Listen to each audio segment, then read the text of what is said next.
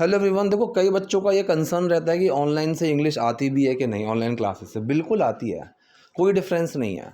आपको रिकॉर्डिंग मिलता है, नोट्स मिलता है, डेली प्रैक्टिस मिलती है, आपको लाइव क्लासेस मिलती हैं, तो क्यों नहीं आएगा। इट डिपेंड्स कि आप कितना प्रैक्टिस कर रहे हो, आप कितने डाउट्स क्लियर कर रहे हो।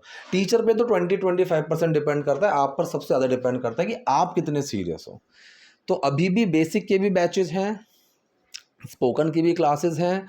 कोई भी डाउट है, कुछ भी है, ऊपर नंबर दिया हुआ है, उस पर आप मुझे व्हाट्सअप कर सकते हो and then we can discuss over it. और अगर कोई डाउट है, कुछ भी है, तो please let me know there. ठीक है, तो चलिए आज की क्लास हम शुरू करते हैं और सेंटेंस को समझने की कोशिश करते हैं। चलिए गाइस, तो पहला सेंटेंस है, इसने बोला कि तो आपने उस लड़की को फॉलो किया। पास्ट इंडेफिनिट सेंटेंस है, तो के लिए मैंने सो लगा दिया। बाकी सेंटेंस पकड़ते हैं। आपने उस लड़की को फॉलो किया। सब्जेक्ट आएगा, हेल्पिंग वर्ब आएगा, एक्शन आएगा। सब्जेक्ट आया यू, हेल्पिंग वर्ब आया डिड, एक्शन आया फॉलो। डिड के बाद अगर एक्शन है तो डिड उसमें छुपकर सेकंड फॉर्म बना देगा, बना followed. You followed that girl. तो so you followed that girl, तो तुमने उस लड़की का पीछा किया, उस लड़की को फॉलो किया। और फिर आपने जीजू से कुछ भी, ये क्या है, और फिर आपने जीजू से कुछ पूछा भी नहीं। राइट, भी आ रहा है, नहीं आ रहा है। इस भी के लिए ना तो आप ऑल्सो लगा सकते हो, ना एज वेल लगा सकते हो, ना टू लगा सकते हो। समझ रहे हो, इवन या ईदर का यूज़ करते हैं। तो आपने जीजू से कुछ नहीं पूछा, ये भी पास्ट इंडेफिनिट सेंटेंस है। You did not ask jiju anything. Ask के तुरंत बाद कभी भी प्रेपोजिशन नहीं लगानी। आस्क टू जीजू ऐसे नहीं करना है। आस्क टू समवन नहीं होता है, आस्क समवन ही होता है। ठीक है, तो you didn't even ask jiju anything. Even लगा दिया मैंने एक्शन से पहले, तुमने कुछ पूछा भी नहीं। तो इवन को लगाने के कुछ तरीके होते हैं। यहाँ पर कुछ पूछा भी नहीं, हिंदी में भी किसके बाद आ रहा है, पूछने के बाद। तो इवन उस चीज़ से पहले लगा दो। You didn't even ask anything, ठीक है, और you didn't even ask jiju anything. अगर मैं किसी को कोई काम करने के लिए कहता हूँ तो आस्क के बाद वो पर्सन आएगा, फिर टू आएगा।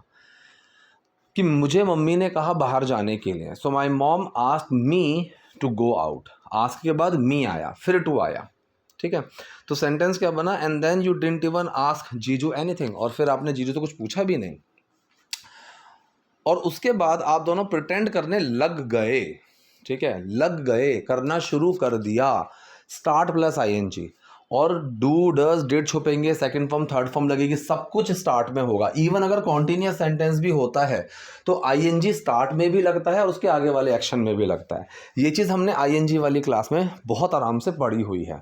करेक्ट, तो यहाँ पर स्टार्ट की सेकंड फॉर्म आएगी। ठीक है, और उसके बाद एंड आफ्टर दैट आप दोनों प्रिटेंड करने लग गए। सब्जेक्ट कौन है, आप दोनों, both of you. Helping verb आया डिड, एक्शन आया स्टार्ट प्रिटेंडिंग। तो प्रिटेंड में आईएनजी लगेगा। क्या करने लग गए, प्रिटेंड करने लग गए। डिड छुपेगा स्टार्ट के अंदर, और सेकंड फॉर्म किसकी लगेगी, स्टार्ट की लगेगी। सो आफ्टर दैट, उसके बाद बोथ ऑफ यू, आप दोनों, स्टार्टेड प्रिटेंडिंग, आप दोनों ने प्रिटेंड करना शुरू कर दिया, दिखाना शुरू कर दिया कुछ। राइट, कि आपकी लाइफ और शादी कितनी हसीन है।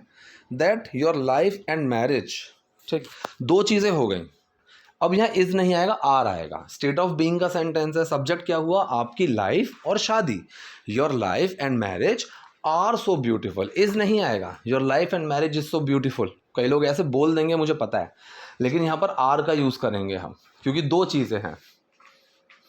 ठीक है, अब जैसे मैंने बोला कि वो और मैं कहीं जा रहे थे, so he and I were going somewhere. He and I was नहीं आ जाएगा। ठीक है, और ही एंड मी नहीं बोलेंगे, ही एंड आई बोलेंगे। मी और आई का फर्क है, ये चीज़ हमने बोनस क्लासेस में समझा हुआ है। करेक्ट, तो इसने बोला है your life and marriage are so beautiful. दीदी आपने जीजू से कुछ पूछा क्यों नहीं। Past indefinite sentence, question negative, क्यों नहीं पूछा। क्वेश्चन भी है, नेगेटिव भी है। क्वेश्चन नेगेटिव की फॉर्मेशन क्या होती है, जिस क्वेश्चन का आंसर हम हाँ या ना में नहीं दे सकते। पहले WH वर्ड आएगा, फिर हेल्पिंग वर्ब आएगा, फिर सब्जेक्ट आएगा, फिर नॉट आएगा, फिर एक्शन आएगा। मैं जानता हूँ कई सारे बच्चों के दिमाग में ये चीज़ है, क्योंकि ये चीज़ इन्फ्यूज़ की हुई है कि भाई ये सब्जेक्ट हेल्पिंग वर्ब इस तरीके से इंग्लिश नहीं आती है। आई नो दैट, लेकिन ऐसा कुछ नहीं है, ऐसे ही आएगी। The only thing is you have to start using these things. और धीरे धीरे जब आप आगे चलोगे 10 दिन के बाद you won't be using these things, you won't be needing these helps, लेकिन वो 10 दिन के लिए चाहिए होगा। और लोग उस 10 दिन की मेहनत से बचने के लिए, to avoid that hard work of 10 days, वो इधर उधर घूमते रहते हैं कि बिना सोचे इंग्लिश बोलो, बिना एकदम ट्रांसलेशन करे इंग्लिश बोलो, इंग्लिश सीखने के लिए इन सब की ज़रूरत नहीं है, ब्ला ब्ला ब्ला। ये सिर्फ टैक्टिक्स हैं, ये सिर्फ तरीके हैं बेचने के, ये सिर्फ बेवकूफ़ बनाने के तरीके हैं, ठीक है। ऐसा कुछ नहीं है। अगर एक्चुअल में इंग्लिश सीखनी है, और मेरे पास बच्चे सीख कर गए हैं, सीख रहे हैं, सीख चुके हैं, ठीक है, जो इंग्लिश में बात कर रहे हैं, करते हैं, they talk to me in English. I and my students, we usually talk in English only, right? So there are some specific classes where we majorly focus on spoken part, and I talk to them and we have a long conversation sometimes, okay? And I can see them, and when I see them speaking very well, when I see them have a good conversation with me, I feel very proud, I feel very good. तो होता है, but the only problem is you don't have to run after shortcuts, you have to run after those actual methods which are actually effective, ठीक है। तो Y पहले WH word आएगा, फिर helping verb आएगा, सब्जेक्ट आएगा, नॉट आएगा, action आएगा। WH वर्ड आया, वाई, हेल्पिंग वर्ब आया डिड, सब्जेक्ट आया यू, साथ में आया नॉट, एक्शन आया आस्क। अब यहाँ पर जो नॉट है यू के बाद है, अगर मैं चाहूँ तो डिड में मर्ज करना पड़ेगा। वाई डिड नॉट यू ऐसे नहीं बोल सकता मैं, वाई डिडंट यू, या फिर why did you not ask jiju anything, कि आपने जीजू से कुछ पूछा क्यों नहीं। अब दो चीज़ें होती हैं, एनीथिंग और समथिंग। कुछ आ रहा है तो मैं समथिंग लगाऊंगा, एनीथिंग लगाऊं। अगर सेंटेंस नेगेटिव है तो समथिंग नहीं लगाएंगे, एनीथिंग ही लगाएंगे। छोटे छोटे से रूल्स होते हैं guys, you have to understand these rules, वरना सेंटेंस फॉर्मेशन आ जाएगा, still you won't be able to speak in English, right. तो you have to learn these small and subtle rules of English, and maybe lots of students are missing these things and they are just running after कि active passive sentence हो गया, conditional causative हो गया, and then we are done. But no, even after learning these pointers you won't be able to speak at all. If you think that you are ready, you are good to go to have a conversation with anyone, no, I'm afraid you are not. चलिए आगे बढ़ते हैं। मैं उनसे क्या पूछूं, मैं क्या करूं, मैं कहाँ जाऊं, ऐसे सेंटेंसेस बनाने के कई तरीके हैं। पहला शुड लगा दो, जैसे मैंने कहा कि भाई क्या करूं, व्हाट शुड आई डू। दूसरा तरीका है कैन लगा दो, यार व्हाट कैन आई डू। तीसरा तरीका है टू लगा दो, व्हाट टू डू। चौथा तरीका है डू के बाद सब्जेक्ट लगा दो दोबारा से, what do I do, where do I go, what do we do, हम क्या करें, इस तरीके से। तो मैं उनसे क्या पूछूं, what should I ask him, what to ask him, what can I ask him, what do I ask him, ठीक है। इस तरीके से बना सकते हो, आपकी कॉल है। और उससे हो क्या जाएगा, अब ये अच्छा सेंटेंस है भाई, इससे होगा क्या, जो तुम मुझे बता रहे हो इससे क्या होगा। So what will happen to that, बोल सकते हो, ठीक है, कोई दिक्कत नहीं है, लेकिन सबसे अच्छा तरीका होता है इससे होगा क्या। सो what difference will it make, what difference will that make. अगर मैं विल की जगह वुड लगाऊंगा तो वो हाइपोथेटिकल चला जाएगा, ठीक है। अगर मेरे किसी दोस्त ने बोला कि कल उस टीम में ना मैं चौथे नंबर पे खेलूँगा, तो ये चीज़ तो फिक्स है, ये चीज़ तो होगी, ये कोई हाइपोथेटिकल नहीं है। उसने मुझे बोल दिया कि सर मैं कल I will play on 4th number. मैंने कहा इससे क्या होगा, so what difference will that make. तो मैंने लगाया विल, मैंने वुड नहीं लगाया। यहाँ पर इस सेंटेंस में ना तो इसने अपने हस्बैंड को कन्फ्रंट किया है, उससे कोई बात किया, कुछ भी नहीं करा। So now we are in a situation which is absolutely hypothetical. So in this absolute hypothetical condition we are going to use would, ना कि will. So what difference would that make, उससे क्या फ़र्क पड़ जाएगा, है ना। इसने कहा कि अगर उन्होंने बोल दिया कि हाँ तुमसे अब मैं प्यार नहीं करता, अगर उन्होंने बोल दिया कि मैं तुमसे प्यार नहीं करता, ये सेंटेंस कब की बात हो रही है, प्रेजेंट की, पास्ट की, या फ्यूचर की। मेरे हिसाब से तो ये फ्यूचर की बात हो रही है कि अगर उन्होंने ऐसा बोल दिया तो क्या होगा। अगर उन्होंने ऐसा कर दिया, अगर वो ऐसा कर देंगे, अगर के साथ फ्यूचर का सेंटेंस हमेशा प्रेजेंट में बनता है। टाइप 1 कंडीशनल सेंटेंस है, कई सारे छोटे छोटे से रूल्स हैं इसके, but this is one of those rules. तो हम किस में बनाएंगे इसको, प्रेजेंट सिंपल में। अगर वो कह देते हैं, if he says, if he will say, ये मत बना देना, ये सेंटेंस गलत हो जाता है। So what if he says, what if का मतलब क्या होगा अगर, ठीक है। So what if he says कि अगर क्या होगा अगर उन्होंने बोल दिया क्या, यस हाँ मैं तुमसे अब और प्यार नहीं करता, अब मैं ये नहीं करना चाहता, अब मैं वहाँ और नहीं रहूँगा, यार अब मैं और पढ़ाना नहीं चाहता। ये जो अब और नहीं का जो सेंस है, मैं तुमसे अब और प्यार नहीं करता, इसके लिए सेंटेंस के लास्ट में लगाते हैं any more. I don't want to be any more, I don't want to be here any more, मुझे अब और यहाँ पर नहीं रहना है भाई, हो गया मेरा, आई एम डन। ठीक है। So I don't love you any more, मैं तुमसे अब और प्यार नहीं करता, अब मैं तुमसे प्यार नहीं करता। Are you getting my point? So what if he says, क्या होगा अगर उन्होंने ये चीज़ बोल दिया दैट यस हाँ आई don't love you any more, मैं तुमसे और प्यार नहीं करता, मेरे घर और मेरी ज़िंदगी से चली जाओ। This is imperative sentence. इसको हम बोलते हैं इम्पेरेटिव सेंटेंस। इम्पेरेटिव सेंटेंस में क्या होता है, हम किसी को कोई काम करने या ना करने के लिए बोलते हैं। अगर मैं किसी को कोई काम करने के लिए बोल रहा हूँ कि तुम ऐसा करो, तो वो सेंटेंस हमेशा एक्शन से शुरू होता है। और अगर मैं किसी को बोल रहा हूँ कि तुम ये काम मत करो, तो वो सेंटेंस हमेशा डोंट से शुरू होता है। तो यहाँ पर मैं बोल रहा हूँ कि मेरे घर और मेरी ज़िंदगी से चली जाओ, so leave my house and my life. ठीक है जी। जैसे मैंने आपको बोला कि भाई रोज़ प्रैक्टिस करो, तो सेंटेंस किससे शुरू होगा, प्रैक्टिस से। सो प्रैक्टिस एवरी डे, रोज प्रैक्टिस करो। अब ये क्या हो गया, हाँ जी ठीक है चलिए। और मम्मी पापा को कौन समझाएगा, समझाने के लिए हमारे पास दो तरीके होते हैं। समझना तो होता है अंडरस्टैंड या गेट, इन दोनों के अंदर भी एक छोटी सी चीज़ है कि आईएनजी अंडरस्टैंड में नहीं लगाते हैं।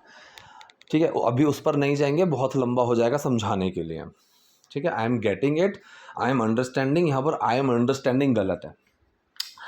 तो समझाने की बात जब आती है, या तो टू मेक समवन अंडरस्टैंड, कि मम्मी पापा को कौन समझाएगा, फ्यूचर इंडेफिनिट सेंटेंस है, who will make mummy and पापा, या फिर who will make mom and dad understand. पहला तरीका तो ये है। दूसरा होता है एक्सप्लेन टू समवन। ठीक है, एक्सप्लेन समवन नहीं, लोग बहुत ये गलती कर देते हैं कि can you explain me, can you explain me, ये सेंटेंस ही गलत है, can you explain it to me, समझ रहे हो? तो एक्सप्लेन के बाद पर्सन मत लगाओ, एक्सप्लेन के बाद इट, दैट, ठीक है, ये चीज़ें लगाओ, आर्टिकल्स लगाओ, right. So who will explain it to mom and dad, mom and dad को कौन समझाएगा ये बात?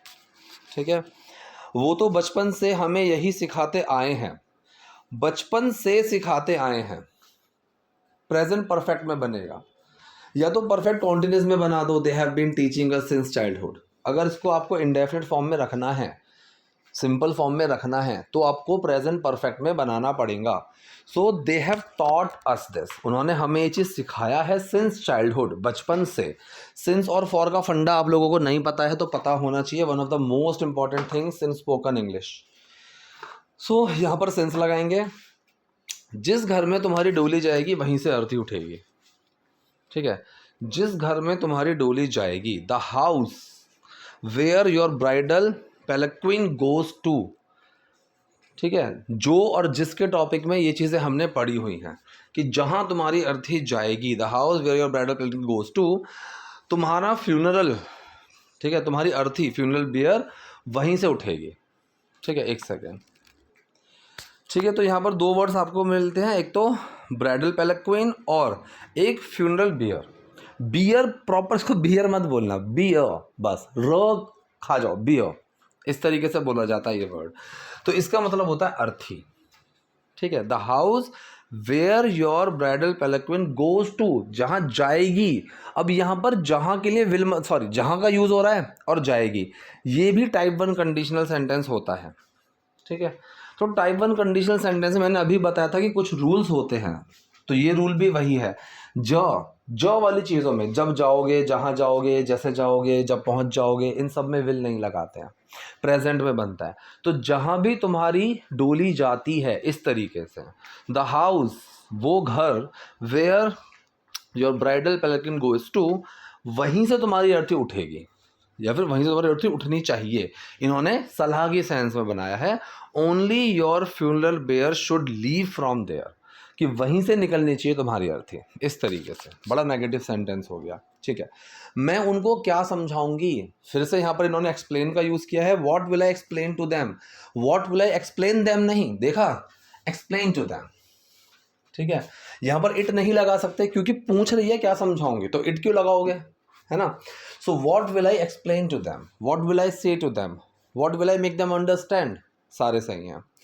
इसने बोला है कि तुम काम करती हो, मायने ये नहीं रखता कि हमारे पेरेंट्स क्या सोचते हैं। तुम काम करती हो, प्रेजेंट इंडेफिनिट, यू वर्क, मायने ये नहीं रखता कि हमारे पेरेंट्स क्या सोचते हैं, मतलब इट डजेंट मैटर, ये चीज़ मायने नहीं रखती है। What our parents think, thinks नहीं थिंक, क्योंकि पेरेंट में एस लगा हुआ है, मम्मी पापा दोनों आ रहे हैं। अगर सिंगुलर हो कि आई एम अ पेरेंट, मैं एक पिता हूँ, तो आई एम अ पेरेंट, और मैं और मेरी वाइफ वी आर पेरेंट्स, समझ रहे हो। So what our parents think, ये वॉट, विच और हु का टॉपिक पढ़ाया था, क्या सोचते हैं। तो यहाँ पर है कि जो हमारे पेरेंट्स सोचते हैं उस वाले सेंस में बनेगा, क्योंकि ये पूछ नहीं रही है कि वो क्या सोचते हैं बताओ, ये एक स्टेटमेंट है कि भाई फ़र्क नहीं पड़ता कि वो क्या सोचते हैं। So what our parents think doesn't matter, ठीक है। मायने ये रखता है कि तुम क्या सोचती हो, मायने ये रखता है, right. So what matters is, मतलब क्या मायने रखती है, मायने क्या चीज़ रखती है कि तुम क्या चाहती हो। सो मायने ये रखता है कि तुम क्या चाहती हो। तो यहाँ पर जो वॉट मैटर्स है, ये वॉट डज मैटर है, डज छुपा हुआ है मैटर के अंदर, वॉट मैटर्स मायने जो रखता है वो क्या है, वो इज़, वो ये है।